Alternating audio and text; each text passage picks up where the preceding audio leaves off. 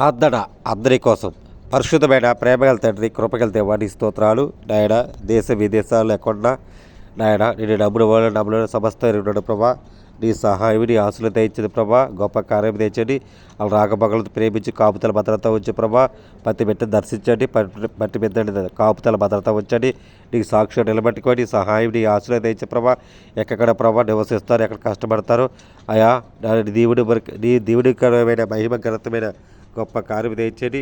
నీ సహాయం, నీ ఆశలు దయచమని యేసు నామమున తండ్రి, ఆమేన్.